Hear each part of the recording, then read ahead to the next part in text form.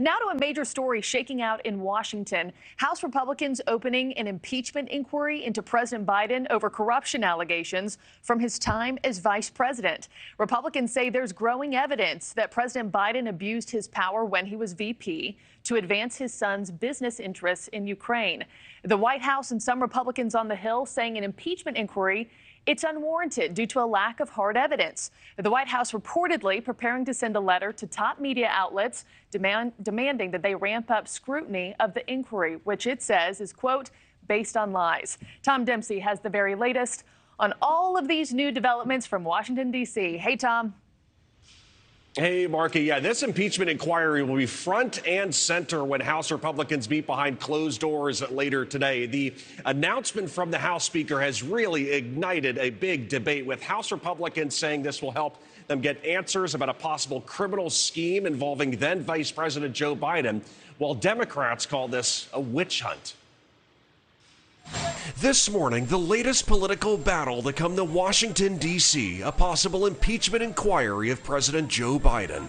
These are allegations of abuse of power, obstruction, and corruption, and they warrant further investigation by the House of Representatives. House Speaker Kevin McCarthy directing the House to open a formal investigation revolving around the Biden's family business dealings and the prosecution of the president's son. Three of the most powerful committee chairmen will lead the effort, focusing on allegations that then Vice President Joe Biden made policy decisions and money connected to his son Hunter's overseas business dealings. The inquiry will also dig into accusations that Hunter Biden received special treatment from federal prosecutors as he faced charges for failing to pay taxes and lying on a gun permit about prior drug use. Following the announcement, Republicans on the far right applauded the decision. There's mounting, growing evidence implicating him in the Biden crime family. I think the Speaker is right to pursue this inquiry. But the president's team soon fired back, with the White House spokesman posting the social media quote, "Opening impeachment despite zero evidence of wrongdoing by the president is simply red meat for the extreme right wing so they can keep baselessly attacking him." Fellow Democrats echoed the comments. I think the impeachment inquiry is absurd. There is not a shred of evidence that President Joe Biden has committed a crime. This is an illegitimate impeachment inquiry.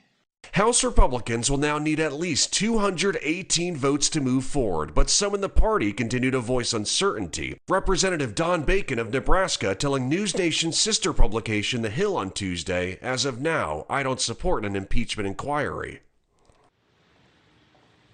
And it still remains unknown if or when Republicans and the House, the full House, will vote on this impeachment inquiry. But let's play this out. If Republicans do, move to do this and they later impeach President Joe Biden, it will then be up to the Senate to convict the president. And with Democrats in control of that, that faces very steep odds of happening.